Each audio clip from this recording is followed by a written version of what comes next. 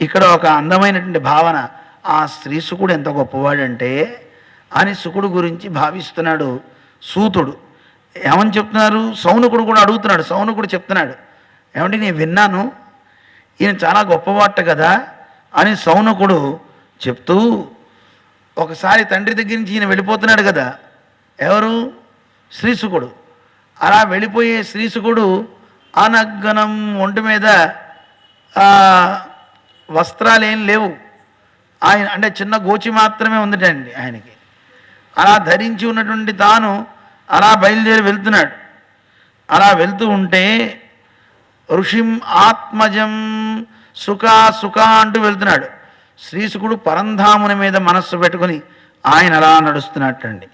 అక్కడ ఒక చిన్న సరస్సు ఉంది. ఆ సరస్సులో దేవతా స్త్రీలందరూ స్నానాలు ఆచరిస్తున్నారు. వాళ్ళందరూ కూడా వస్త్రాలన్నీ అవతల ఒడ్డున పెట్టి స్నానం ఆచరిస్తున్నారు.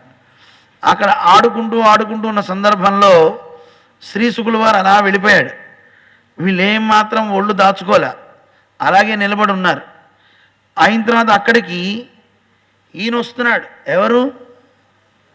వ్యాసుడు. కుమారుడిని వెనకాదలు వస్తూ సుఖ అంటూ వస్తున్నాడు. వస్తుంటే వీళ్ళంతా గబగబా వస్త్రాలు ధరించేశారట. ఆ స్త్రీలంతా కూడా దేవ్యో హ్రియా, దేవతా స్త్రీలందరూ సిగ్గుపడిపోయి వస్త్రాలు ధరించారు.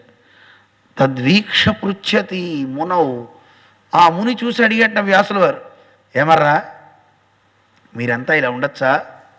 చిన్న వయసులో ఉన్న పిల్లలు మీరంతా, మా అబ్బాయి 16 ఏళ్ల వయసు వాడు, అలా వెళ్తుంటే మీరు వస్త్రాలు లేకుండా ఉండి కూడా సిగ్గుపడలా?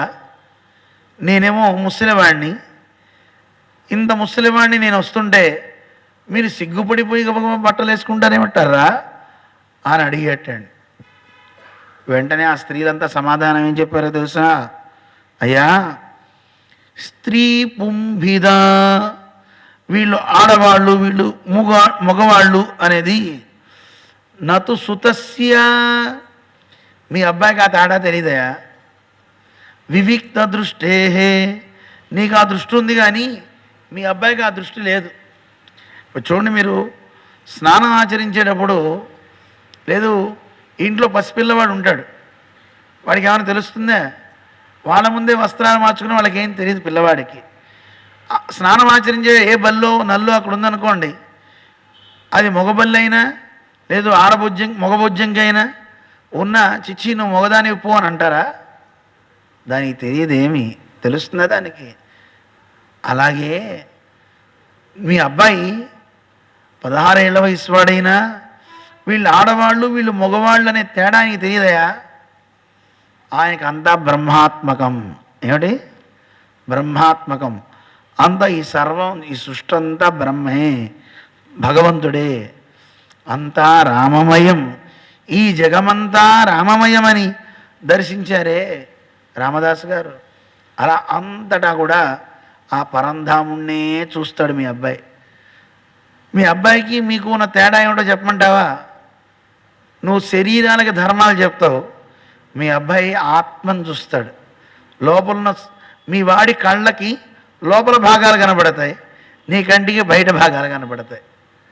అందుకే వ్యాసుడు ఆడవాళ్ళ ధర్మాలు, మగవాళ్ళ ధర్మాలు, దంపతుల ధర్మాలు, బ్రహ్మచారి ధర్మాలు అనే ధర్మం అంటే వాడు ఎలా ఉండాలి, ఏం ఆచరించాలి, ఇవన్నీ నువ్వు చెప్తావు. మీ అబ్బాయి చెప్పేది ఏంటి? ఆత్మ ఎలా ఉంటే తరిస్తుందో అది చెప్తాడు. అందువల్ల మీ అబ్బాయికి ఈ బయట దేహం కనపడుతుందా? మీరు స్కానింగ్ చేయించుకోవడానికి వెళ్ళారనుకోండి, వెళ్తే ఎక్కడ తీస్తుందండి? అది బయటవే లోపలవే? లోపల అవయవాలనే చూపిస్తుంది. అది బయట అవయవాలను చూపించాలంటే మామూలు డాక్టర్ గారి కళ్ళకి కనబడుతుంది. డాక్టర్ గారి కళ్ళకి బయట మాత్రం ఏ అనారోగ్యం ఉందో దానికి చికిత్స చేస్తాడు. లోపల అనారోగ్యం ఉంటే చికిత్స చేయాలంటే ఎవరు చేయాలి? డాక్టరే. కానీ ఏముందో తెలియాలంటే స్కానింగ్ని ఆశ్రయించాలి. అందువల్ల ఆ స్కానింగ్ లాంటి వాడు అనమాట శ్రీసుకుడు. లోపల ఎవరున్నారో కనబడిపోతారు. ఆ పరంధాముడు కనపడతాడు. ఒక జంతువు కనపడినా 2 చేతులు ఎత్తి మొక్కుతాడు. స్త్రీ కనపడినా, పురుషుడు కనపడినా ఆయనకి పరంధాముడే కనపడతాడు తప్ప ఇంకోళ్ళు ఎవరో కనపడరు. కనపడతారా? అది మీ అబ్బాయి అండి. వివిక్త దృష్టి ఉండదు అని చెప్పారట. అదే కాదు, అలాంటి గొప్పవాడైనటువంటి ఆ శ్రీశుకుడు కథమా లక్షిత పౌరై సంప్రాప్త కురు జాంగలాన్. ఈ జాంగల దేశం అంటే ఈ ప్రాంతానికి అంతా వెళ్ళాడు కదా. ఈ కురు పాండవులు కౌరవులు ఉన్నటువంటి ప్రాంతాల్లో తిరుగుతున్నాడు కదా. ఇతను ఎలా ఉన్నాడు? ఉన్మత్త మూక జడవత్ విచరన్ గజసాహ్వయే. ఈ మహానుభావుడు ఒక మూగవాళ్ళ, ఒక జడుళ్ళ, బద్ధకస్తుల్లాగా, పిచ్చివాళ్ళలాగా అటు ఇటు తిరుగుతున్నాడే. అసలు ఎలా వెళ్ళాడినా? ఏ ఇంటి దగ్గరైనా సరే భిక్షాటనకి వెళ్తే అతని స్వరూపం ఎలా ఉంటుందో చెప్పారండి. మూగవాళ్ళలాగా, ఉన్మత్తుల్లా, పిచ్చివాళ్ళలాగా, బ్రహ్మవేత్త ఆయన. కంచుండి ఎలా ఉంటాడో మనం అందరం అనుకుంటాం. బ్రహ్మవేత్తలంటే చాలా మంచి మేకప్ వేసుకొని ఉంటారని కాదు. బ్రహ్మవేత్త చాలా పిచ్చివాళ్ళ ఉంటాడు. వాడికి తన శరీరం మీద ధ్యాస ఉండదు, తన కట్టుకునే బట్ట మీద ధ్యాస ఉండదు. ఉంటుందా? వీటిని అలంకరించుకోవాలని ఉండదు. లోపల ఆత్మని సింగారించుకోవాలని ఉంటుంది. ఆత్మ అంటే ఆ పరమాత్మకి దాసురాలు కదా, ఆత్మ అంటే దాసుడు కదా. దాని విషయంలో శ్రద్ధ తప్ప శరీరం మీద దృష్టే ఉండదు. వాళ్ళు ఎప్పుడు పరంధామని అలా ఆలోచిస్తూ ఉంటారు.